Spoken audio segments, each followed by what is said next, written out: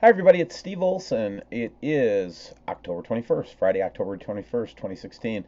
The photos that we showed yesterday, the remarkable footage that was turned up by a subscriber yesterday, we've been looking at this and looking at this and getting a lot of questions on it. So, the first thing I want to point out to you is we think that this is some kind of a telescope or some kind of an IR device that was accidentally pumped into the ISS feed. That's where it came from, was the ISS feed.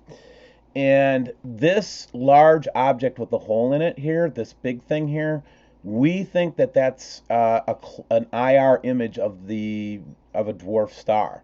Okay. Over here, we think is what's trailing it is a dust cloud, and the reason that you can see all these little stars and stuff like that is because again, it's IR. Remember, it's very hard to find a space photograph with the stars in it, so we know that it's IR, and the reason that we can see all these things. So this is an IR photograph, most likely.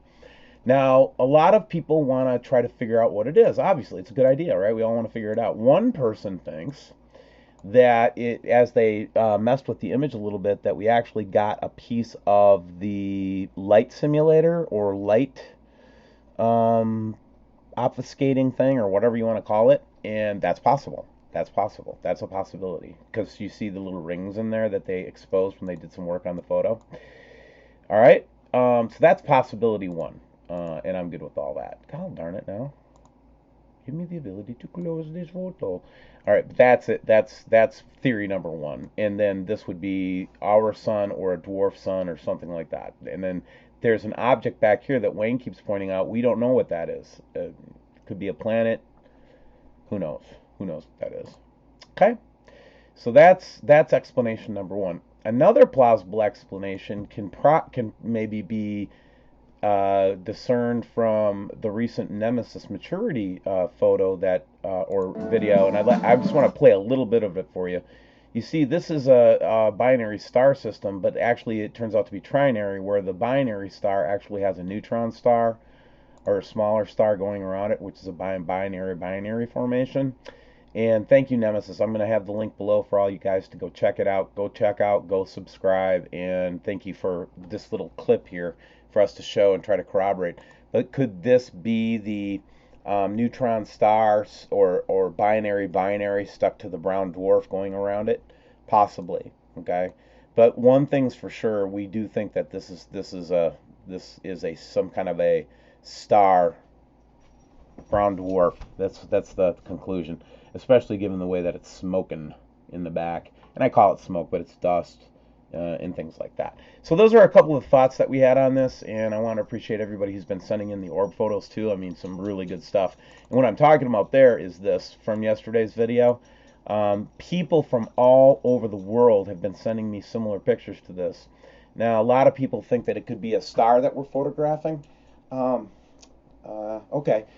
I'm open-minded. We could be just photographing a star, Andromeda or something like that. Okay, I'll keep that possibility open, but I've never been able to see people with just telescopic lenses take pictures of stars that look like this, guys. Come on now. Let's be serious with each other, my brothers and my sisters. Okay? So anyway, let's go on to the next thing here. Got one more theory. The other theory is that this is a planet. Okay? And this is our sun. It's just another look at a different view of it or something like that, or a star of some sort.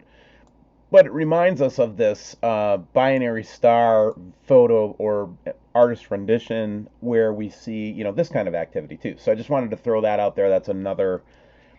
This is where I think is going to happen, though. By the way, when the Bible talks about the sky will roll up like a scroll, I really believe it's going to be something like this, guys. I think they're going to get to proximity where they're going to start sharing coronal mass ejections and all kinds of cool stuff like that from a science point of view, not cool from a life point of view. But again, I just think that is a very possible scenario that would explain what the prophet saw in terms of scrolls in the sky. Interesting, huh? Okay, so maybe this is a project I need help on. Okay, guys, this is my sky last night at sunset. Okay, in Wisconsin. And just after sunset, as again the sun was glowing and I was able to still get a picture with an iPhone, I got a picture of this very, very, very bright object on the horizon between the south and the west, the southwest, right? Anyway, lots of other people saw this. Now, I didn't have a telescope set up to view it, but if this happens again tonight, they say it's Venus. When you look on solar system scope, it would appear to be Venus, but it's so darn bright. I mean, maybe Venus gets this bright when it's in a certain orientation to the sun. I'll go with that. But if everybody could just, if anybody with a telescope could just have an eye open for this really bright thing, you'll be able to see it right, right at this time, right after the sun sets, after dusk, and then you can go ahead and hopefully get a picture of it with a telescope. I just need some help on this one because I don't believe it's Venus, but I'm so skeptical of everything right now. It's probably Venus, and I'm just being paranoid. What you're looking at here is a camera from Perth, Australia, looking over, obviously looking at the sunset in Perth, and we can see that this red, sick-looking sun and just the heavy red cloud. And we're getting a lot of reports from Australia right now that we're seeing this, seeing the whole system now. In Northwest Australia, I had the testimony from a young lady that actually told me that she's been seeing it down there every day, and she didn't send any photos, but it was still a pretty cool testimony because it is just getting so real down there right now. You know what I mean? So guys, listen to me. We absolutely rely on the help of our subscribers and the donations of our supporters in order to operate this channel at the level that we operate it at.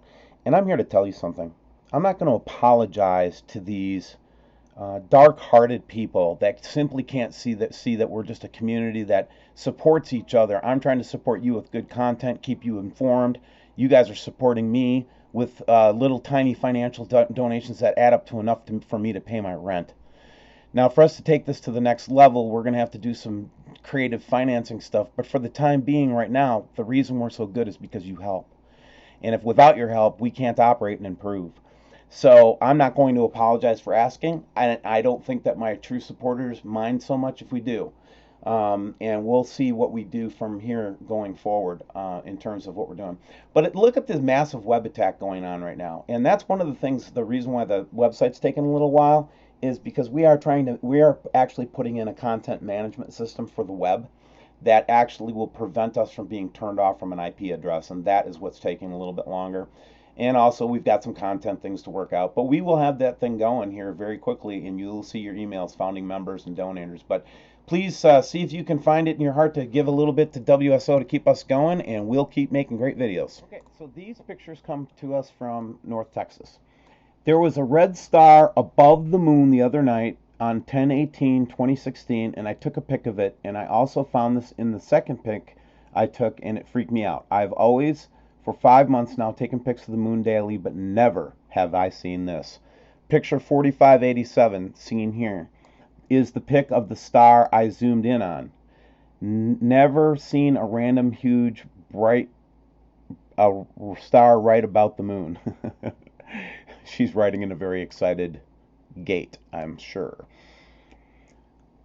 5060, or 4560, I think is what she means, is the moon with a star and a huge blue thing. And then some swearing, and then not a lens flare. Thank you so much for sending this to us, by the way. And here's the last one. And then 4554 is the main thing with the star, moon, and blue object all in the same picture. So blue object, star, whatever.